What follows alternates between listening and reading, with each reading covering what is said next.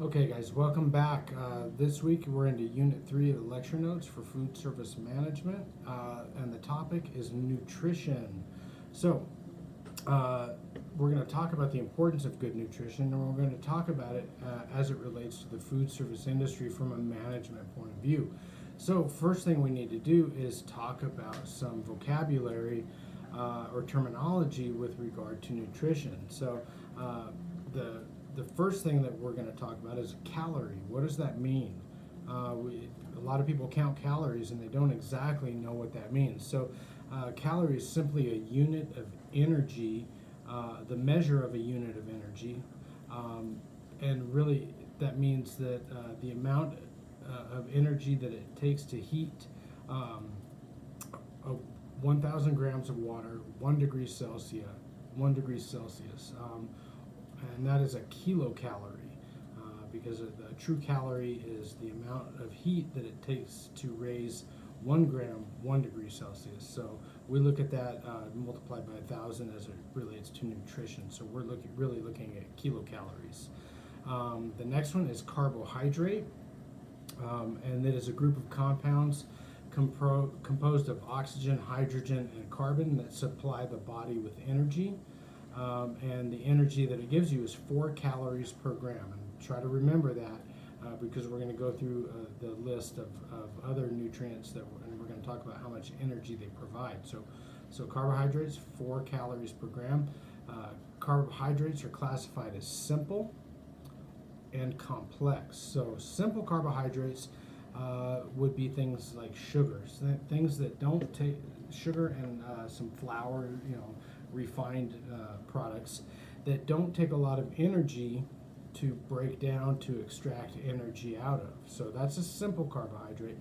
Complex carbohydrates include things like starches and fiber, to where the body needs to expend a little more energy to get that energy out of those products that we're eating. All right, simple and complex. So examples of simple, again, some sugars. And examples of complex, things like vegetables that have fiber that we need to break down. We need to break down that product in order to get those carbohydrates out of it. The next piece of terminology is fat, and this is a group of compounds composed again of hydrogen, oxygen, and carbon that supply the body with energy. If you remember, carbohydrates had 4 calories per gram. Fats have 9 calories per gram, so more than double. Fats are classified as saturated or unsaturated. There's also monounsaturated, polyunsaturated, and so on. And we're not going to get into that so much as we are the saturated and unsaturated. So saturated fats typically come from animal sources, and they tend to be solid at room temperature. So the example, lard or butter, right? Both solid at room temperature, both come from animal sources, both saturated fats. Unsaturated fats tend to come from vegetable sources or plant sources, and they tend to be liquid at room temperature. So things like olive oil, canola oil, things like that. Again, plant sourced, liquid at room temperature.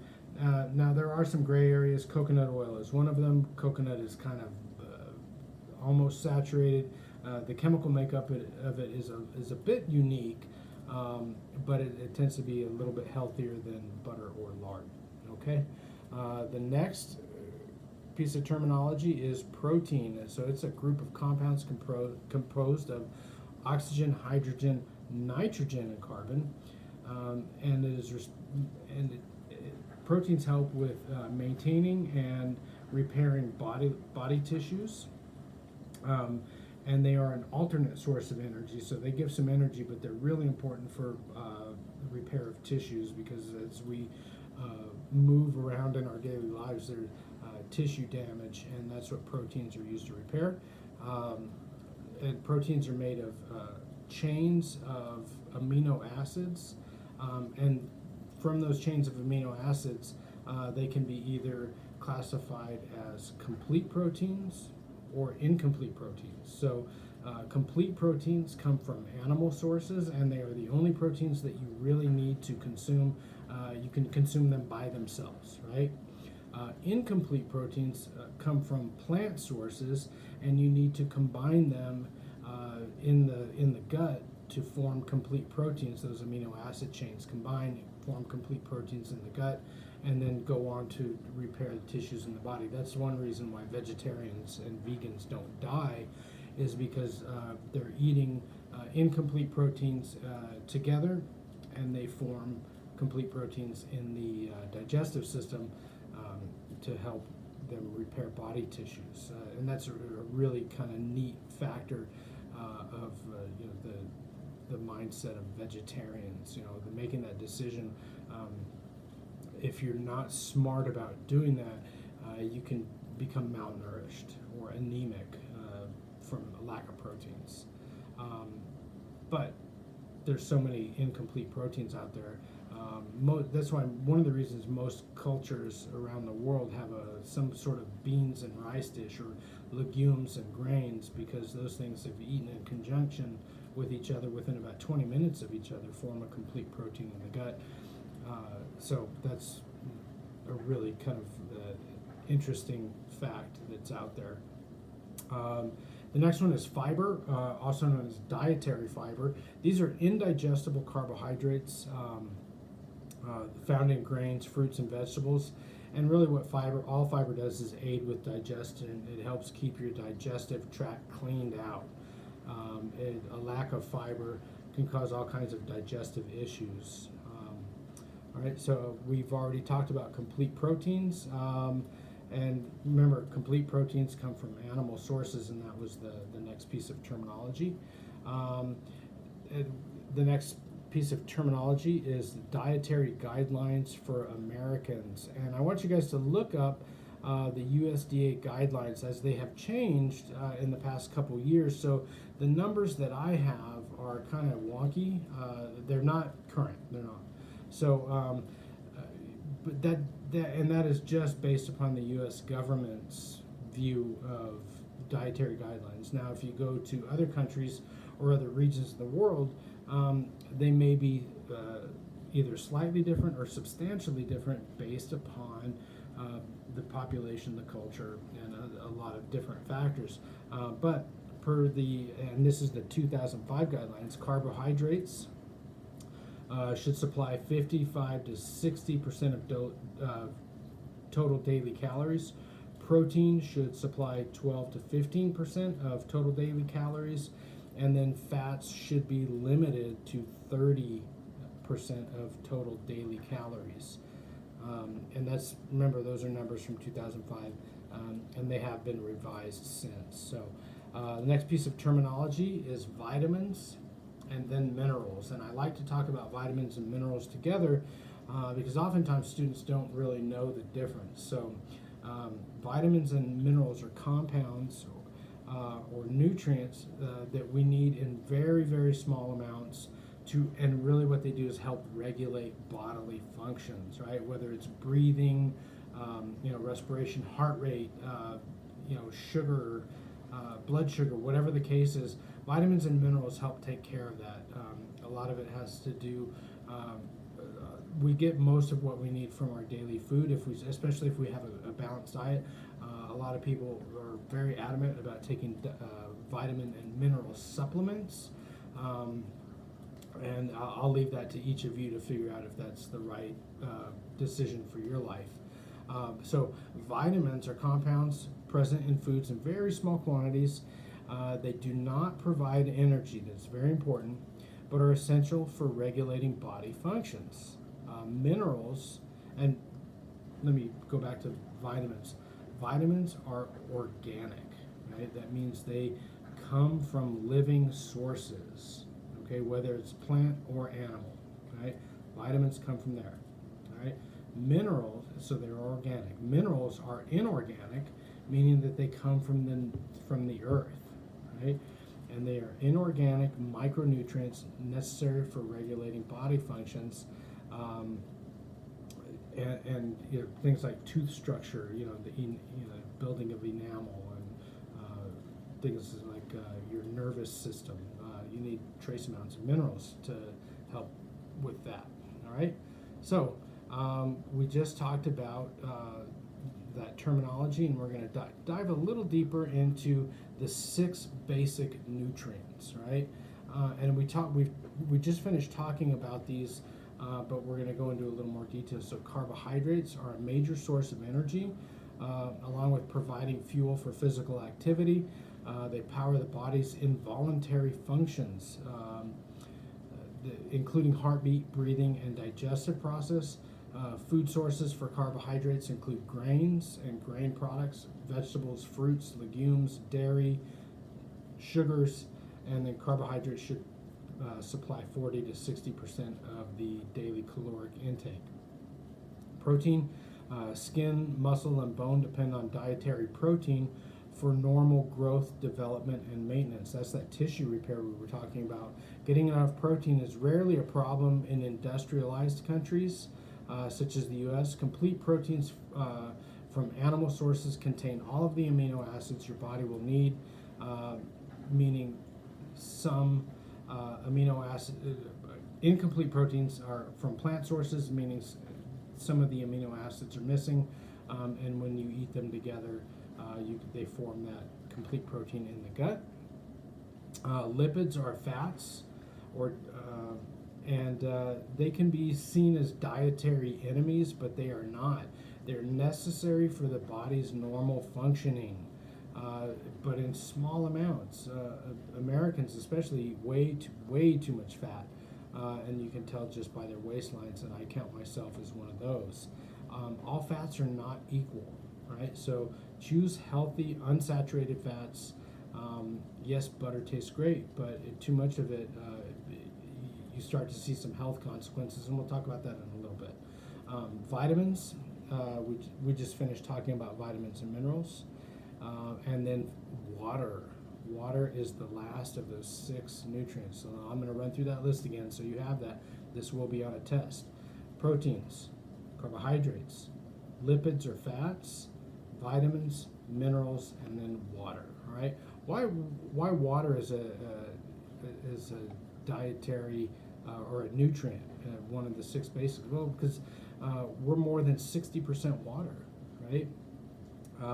And what happens when we don't have enough water? We can suffer really dire health consequences. Water does some very important things in the body. It helps cleanse your body of waste and toxins, carries essential nutrients to your cells, lubricates your joints, helps maintain your body temperature, and if you've ever been dehydrated, you know that. While the rule is to drink 8 glasses of water today, it's not really supported by scientific evidence.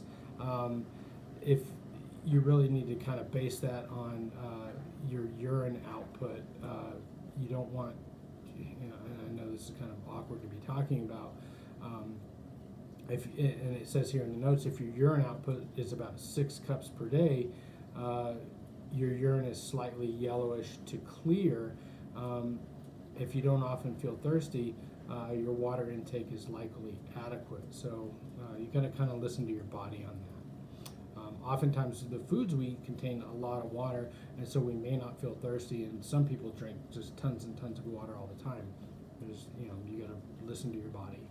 All right. The next thing we're going to talk about is the big 8 food allergens. Why are we talking about food allergens with regard to nutrition? Because as managers in food service establishments, we really need to be thinking about people's health. We wouldn't want someone to come in with a peanut allergy, order an item, a menu item that does not list that at all, and have some kind of adverse reaction in your establishment. So, what are allergens? What does that mean? So, an allergen is simply a substance that we put into our body, and we have a reaction to it, and typically negative. And it can be a minor reaction, like my tongue itches, right? Or I get blotchy, and it can be a severe reaction as well, where your throat closes up and you can't breathe and you die. So there's a whole range of reactions that you can have. So let's talk. It says here in the notes that 6.9 million people are allergic to seafood. That's just seafood. That's just one one allergen. So 30,000 cases of anaphylaxis and 2,000 hospitalizations and 150 deaths annually. That's substantial enough to have a conversation over, especially if people are likely to eat those products in a restaurant that you're working in. So the first one that we're going to talk about is milk. A milk allergy is potentially deadly allergic reaction to one or more of the dairy proteins, and most common in children, who usually develop the condition within the first 6 months of life. According to the Asthma and Allergy Foundation of America, studies have shown that 2 to 5% of children develop a milk allergy in the first year of life. Milk allergies are twice as common as egg and 3 times as common as peanut allergies. And they can be, sometimes the reactions can be as simple as an upset stomach, like lactose intolerance, but they can also, produce anaphylaxis, which is that closing of the throat and that causes suffocation. The next allergy is egg allergies, and this is also a childhood allergy, and it doesn't mean that you're going to outgrow it, right? Many children develop allergies to eggs, but often outgrow it. If you're allergic to eggs, be sure to check labels of food products for anything that says any egg product, including albumin, right? The next one we're going to talk about is peanuts. Peanuts can be found in many food and candies, especially chocolate. Check labels very carefully. Once considered a lifelong allergy, recent studies indicate that up to 20% of children diagnosed with a peanut allergy tend to outgrow it.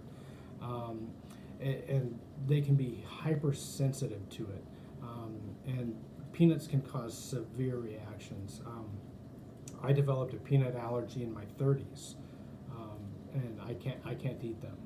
They cause me to feel extremely sick to my stomach, and I have difficulty breathing. So I'm one of those. The next one is tree nuts.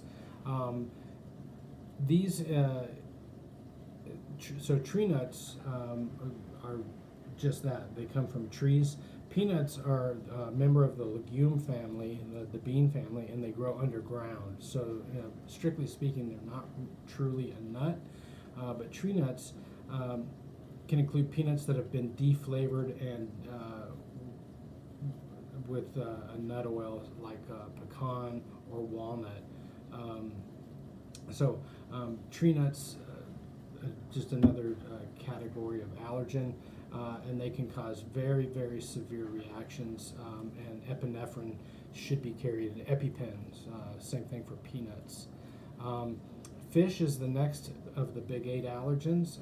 Some people with fish allergies have reactions to more common scaly or bony fish like cod or haddock, herring, sprat, halibut, mackerel, trout, and salmon. If you have any type of seafood allergy, it can be life-threatening. Just remember that. Any seafood allergy can be life-threatening. The next one is shellfish. And I know these can be extremely dangerous. And shellfish can be broken into 2 categories: mollusks, and then that's abalone, oysters, mussels, squid, octopus, and then crustaceans, which are lobsters, crab, shrimp, prawn, things like that. And those can be very severe as well. Soy is the next one. Soybeans, because soybeans are a major part of most processed foods. You need to be extremely careful if you know that someone has a soy allergy. Anything with soybean, tofu, soy sauce. Most processed foods have soybean in them somehow. If you look at emulsifiers, soy lecithin is an emulsifier that's widely used in processed foods and can cause an allergic reaction. And then finally, wheat. Wheat contains several types of proteins that can activate the immune system in people who have the allergic action against wheat. So gluten-free is one of those big developments that come from a wheat allergy. And the celiac disease is what it's called. About less than 1% of the population has celiac disease, where they cannot tolerate wheat products or gluten products, and wheat turns into gluten. So just be careful of that. More and more people are going gluten-free because they claim health benefits from it. That's fine.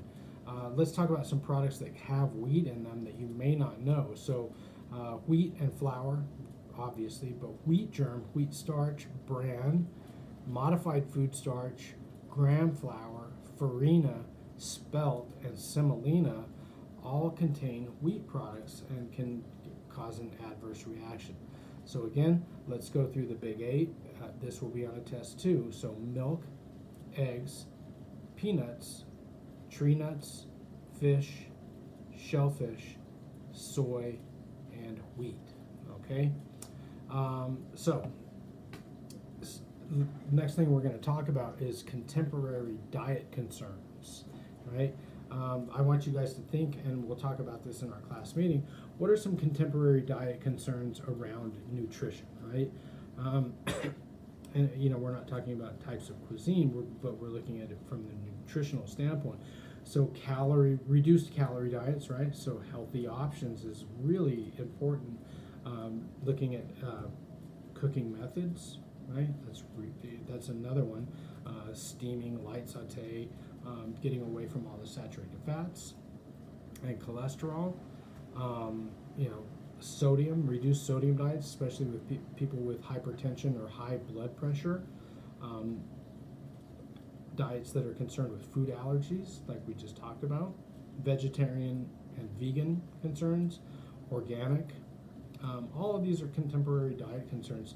And medical diets are another huge one. There's a heart healthy diet. There's kidney diets. There's for people liver, for immune compromise. All of these health related diets are becoming more and more important. Diabetes, that's huge. All right. So the last thing that we're going to talk about in regards to the lecture notes before we have a little conversation about why nutrition is really important in the modern restaurant industry is the Nutrition Labeling and Education Act of 1990.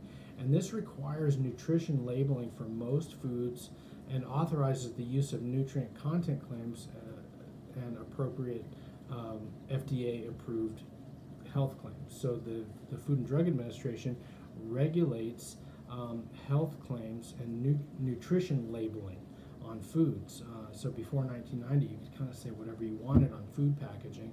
And we're seeing more and more of a trend in the restaurant industry of labeling, right? Fast food restaurants have to put calorie counts on their foods. And I guarantee if you stay in this career for a while, you're going to see that happen at most mom and pop freestanding restaurants. For now, only the big chains have to do it. I guarantee during your career, you're going to have to do this for your restaurant. And it's very simple. I've done it at restaurants where it's simple software. You put the amounts of foods in, how it's cooked, and you can get a really good calculation on the nutrition of that food for your customers. And I think more and more restaurants are being proactive and providing that before it is mandated by the government, just to stay ahead of things. And I think coming out of COVID-19, that might be one of the things that draws people back into the food service industry. Just keep it in mind. All right. So now to have a different conversation of why is nutrition important in the restaurant industry or in the food service industry, right? So most commercial restaurants, freestanding restaurants, don't really care much about nutrition, right? Unless they're a healthy concept, maybe meal prep places where people seek out those healthy meals, right? They're looking for something that is balanced and nutritious, doesn't have too much fat or carbohydrates, right? They're looking for those meals that are promoting of health, right? Not a lot of restaurants are doing those kinds of concepts yet. More and more you're seeing that. It's available out there, and I saw some of you guys' concepts that you sent to me, and there's a few of them in there, and I applaud you for doing that. That's a brave move. Most restaurants, by and large, do not care. They use a lot of saturated fats. They use, tons of salt. They don't care about their customers' nutrition. Why?